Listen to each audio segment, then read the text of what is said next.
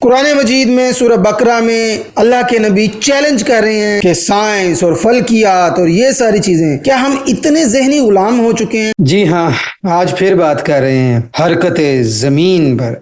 मुसलमानों, बिलखुसूस इंडिया पाकिस्तान के मुसलमानों में हरकत ज़मीन का मौजू बहुत कंट्रोवर्शियल है। इसकी क्या वजह है, इस पर मैं पहले से एक शॉर्ट वीडियो बना चुका हूँ कि कौन कौन से मशहूर उलमा हैं जो ज़मीन की हरकत का इनकार करते हैं और साइंसी एतबार से ज़मीन की हरकत की तारीख क्या है। एक जानिब मशहूर उलमा ये कहते हैं कि कुरान करीम में तो ज़मीन की हरकत का इनकार है, यानी कुरान करीम के मुताबिक ज़मीन रुकी हुई है, इसीलिए साइंस के लोग जो मर्जी कहते रहें वो पहले भी गलत होते रहे हैं और अब भी गलत हो सकते हैं, मगर हमारे लिए अल्लाह का कलाम एब्सोल्यूट है और हमारे ईमान का हिस्सा है, इसीलिए हम जमीन की हरकत को नहीं मानते। दूसरी जानिब मैं आपको दिखा चुका हूं अपनी पिछली वीडियो में कि कुछ ऐसे लोग भी हैं जो कहते हैं कि कुरान करीम में तो जमीन के रुके हुए होने का जिक्र ही नहीं, बल्कि कुरान करीम में तो इसके खिलाफ बात आई है कि कुल्लू फी फलकिन यस्बहून, जिससे ये पता चलता है कि हर शय मदार में हरकत कर रही है। जाकिर नाइक साहब का भी कुछ ऐसा ही मौक़िफ़ है, ये भी आप समात कर लें। So the Arabic word is kullun fi falaki yasbahun, each one traveling in the orbits with its own motion. So it talks about rotation and revolution, rotation and revolving.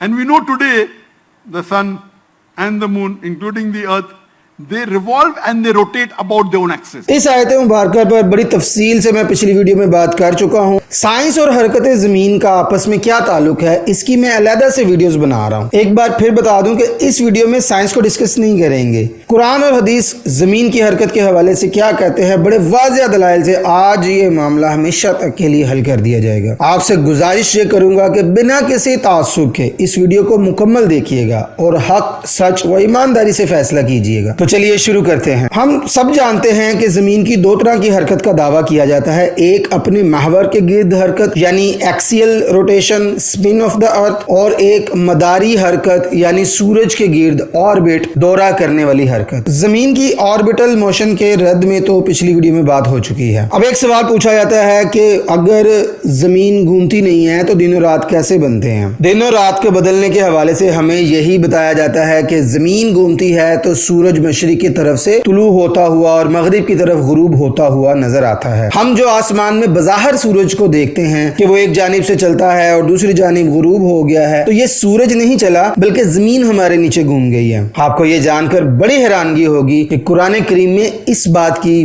वाज़ेह Nafi की गई है। कुरान करीम की बहुत सी आयतें मुबारक हैं जिनमें सूरज की हरकत का जिक्र है, लेकिन लोग कहते हैं कि वो जो सूरज की हरकत का जिक्र है वो तो मिल्की वे कहकशां में सूरज की हरकत है। दिन और रात के बदलने के लिहाज से सूरज नहीं चलता। लेकिन कुरान मजीद की ये आयतें मुबारक नोट कीजिए। सूरह बकरा आयत नंबर 258, बेशक अल्लाह लाता है सूरज को मशरिक से, तू ले आए से मगरिब से। अल्लाह के नबी खुदाई का दावा करने वाले को ये चैलेंज देते हुए कह रहे हैं कि अल्लाह सूरज को मशरिक से लाता है और तू अगर ला सकता है तो इसे मगरिब से ले आ। यअती का लफ्ज है, ये कोई मामूली बात नहीं है। अल्लाह के नबी इस चीज को, सूरज के लाने को अल्लाह की तरफ मंसूब कर रहे हैं। ऐसा नहीं कहा गया कि अल्लाह सूरज को मशरिक से दिखाता है या तुलू करवाता है। अगर ऐसा कहा गया होता तो फिर कोई तावील की गुंजाइश हो सकती थी, मगर यहाँ बड़े ही साफ अल्फाज में कहा गया कि अल्लाह ताला सूरज को मशरिक से लाता है। तुलू गुरूब के हवाले से सूरज चलता है या जमीन घूमती है, आइए मैं आपको हमारे प्यारे मुस्तफा सल्लल्लाहु अलैहि वसल्लम की चंद हदीस मुबारक भी पेश करता हूँ, जिससे ये बात सूरज ही की तरह वाज़ेह हो जाएगी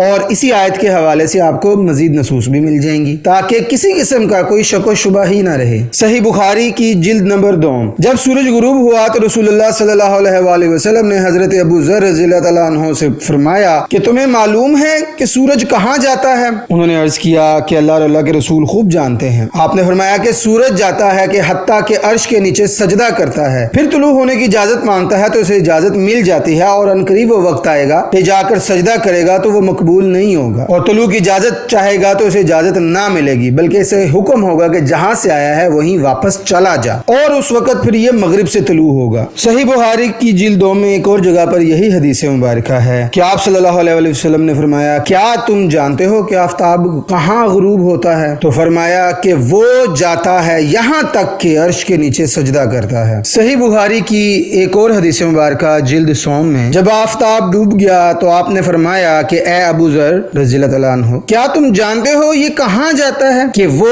جاتا ہے اور سجدہ کی اجازت چاہتا ہے۔ یہی حدیث مبارکہ صحیح مسلم میں بھی ہے۔ کیا تم جانتے ہو کہ یہ سورج کہاں جاتا ہے؟ صحابہ نے عرض کیا اللہ کا رسول ہی بہتر جانتے ہیں۔ تو آپ صلی اللہ علیہ وآلہ وسلم نے فرمایا یہ چلتا ہے یہاں تک کہ اپنے قیام کی جگہ عرش کے نیچے آ جاتا ہے۔ یہاں پر میں نے عربی کا لفظ تجری کو بھی ہائی لائٹ کیا ہے۔ یہ وہی تجری ہے جو قرآن مجید میں بھی سورج کے چلنے کے لیے آیا ہے۔ تو کیا تم جانتے ہو جب سورج غروب ہوتا ہے تو کہاں جاتا ہے؟ یہ جاتا ہے یہاں تک کہ، بس انہی الفاظ پر غور کروانا ہے۔ اللہ کے نبی صلی اللہ علیہ وآلہ وسلم ارشاد فرما رہے ہیں کیا تم جانتے ہو، یعنی وہ ایسی بات بیان کرنے لگے ہیں کہ جو یقیناً انسان نہیں جانتے۔ یہاں اس تعویل کا رد کر دیا گیا ہے کہ اکثر جو لوگ کہتے ہیں کہ یہ تو اس دور کے لوگوں کا مشاہدہ ہے، ان کے دیکھنے کی بنا پر ان کا ایمان تھا، ان کو لگتا تھا کہ صبح ہوتی ہے تو سورج نکلتا ہے۔ لیکن نبی پاک صلی اللہ علیہ وآلہ وسلم نے فرمایا کیا تم جانتے ہو کہ جب یہ غروب ہوتا ہے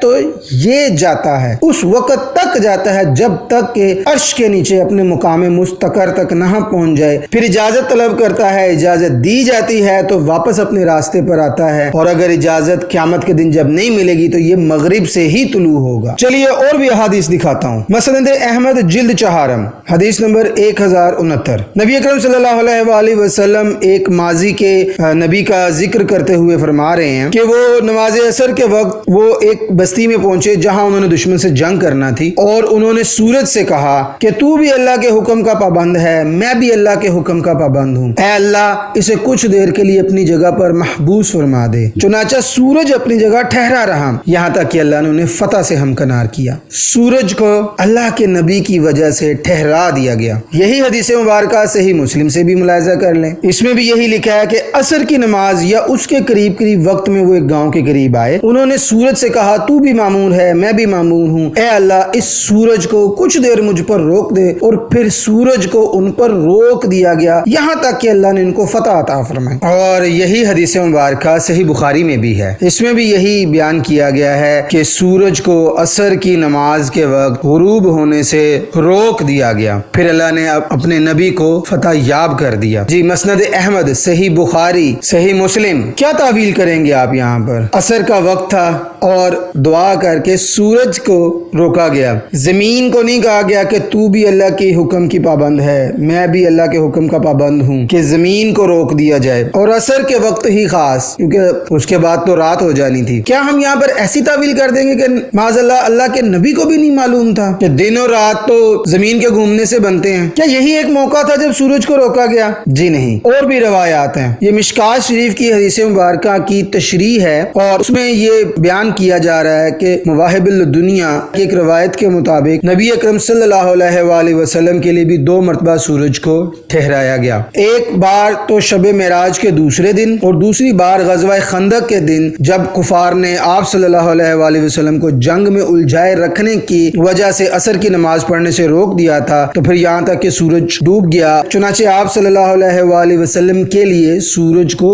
واپس کیا گیا، اور پھر انہوں نے عصر کی نماز ادا کی۔ اور اسی میں لکھا ہوا ہے کہ حضرت علی رضی اللہ تعالیٰ عنہ کے لیے بھی سورج کو واپس لایا گیا۔ قرآن مجید میں سورہ بقرہ میں اللہ کے نبی چیلنج کر رہے ہیں کہ اللہ سورج کو مشرق سے لاتا ہے۔ ہمارے نبی صلی اللہ علیہ وآلہ وسلم صحابہ کو بتا رہے ہیں کیا تم جانتے ہو غروب کے وقت یہ کہاں جاتا ہے؟ یہ جاتا ہے یہاں تک کہ، یعنی یہ چلتا رہتا ہے۔ اللہ کے نبی کے لیے عصر کے وقت سورج کو روک دیا جانا تاکہ وہ جنگ میں فتح حاصل کر سکیں، پھر اللہ کے نبی کے لیے سورج کو واپس لایا جانا، پھر اللہ کے نبی کے صحابی رضی اللہ تعالیٰ عنہ کے لیے سورج کو واپس لایا جانا۔ اگر آپ کہتے ہیں کہ سورج ملکی وے کہکشاں میں گردش کرتا ہے، تو سورج ملکی وے کہکشاں میں حرکت کرے تو اپنا ایک چکر 230 ملین سال میں پورا کرتا ہے۔ عصر کے وقت اس کو روکنا، ایسے خاص مواقع پہ اس کو روکنا، اس کا کیا فائدہ ہوتا؟ کیا کہیں گے آپ کہ اصل میں وہ سورج نہیں رکا تھا، زمین نیچے سے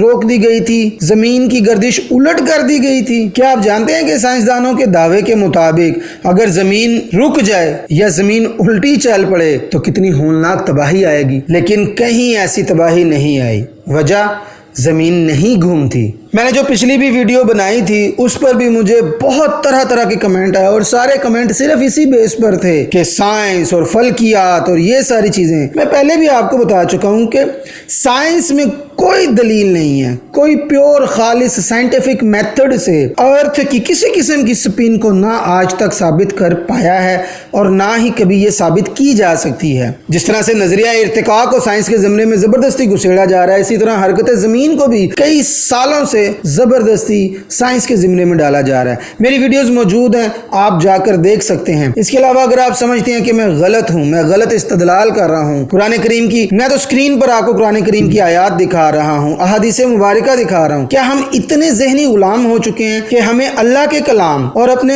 نبی اکرم صلی اللہ علیہ وآلہ وسلم کے اقوال پر یقین نہیں, اور چند انسانوں نے کہہ دیا کہ زمین حرکت کرتی ہے تو ہم ان میں تعویلیں کرنے بیٹھ جاتے ہیں جن کی کوئی دلیل بھی نہیں. جب میں آپ کو کہتا ہوں کہ پلیز میرا چینل سبسکرائب کریں, میری ویڈیو کو لائک کریں اور شیئر کریں, وہ اسی لیے کہتا ہوں کہ میرا مقصد ہے کہ یہ باتیں زیادہ سے زیادہ لوگوں تک پہنچیں, ان کو پتہ چلے کہ ہم کس قدر گمراہی کا شکار ہیں. ہمیں معلوم ہی نہیں ہے, ہم تک یہ انفارمیشن پہنچائی ہی نہیں گئی. اگر آپ سمجھتے ہیں مجھے ان قرآنی آیات کی اور احادیث کی صحیح سمجھ نہیں آ رہی ہے, آپ ان کو بہتر دلائل کے ساتھ, ٹھوس قرآنی آیات, احادیث, صحابہ کے اقوال کے ساتھ بہتر سمجھا سکتے ہیں, اور سائنس میں بھی آپ زمین کی حرکت کو بڑے ٹھوس دلائل کے ساتھ ثابت کر سکتے ہیں, تو میرا ای میل ایڈریس ہے ilmotadabbur@gmail.com. میری پہلے بھی ڈیبیٹ ہو گئی ہیں, میں اب بھی آپ کے ساتھ علمی اور اخلاقی گفتگو کرنے کے لیے ہر وقت تیار ہوں. اگر آپ میری اصلاح کریں گے, مجھے بڑے واضح دلائل دے دیں گے, تو میں اپنی ان ساری باتوں سے رجوع کر لوں گا اور لوگوں کو بھی بتاؤں گا کہ میں غلط تھا, سائنس میں یہ دلائل ہیں, قرآن و حدیث میں یہ دلائل ہیں. اگر آپ نے ابھی تک میرا چینل سبسکرائب نہیں کیا تو پلیز سبسکرائب کر لیں, ویڈیو کو لائک کریں, اپنی رائے کا اظہار کمنٹ سیکشن میں کیجئے, اس کو لوگوں کے ساتھ شیئر کیجئے, اور ہمارا فیس بک پیج علم و تدبر وہ بھی لائک اور فالو کر لیجئے. اگلی ویڈیو تک کے لیے اللہ حافظ.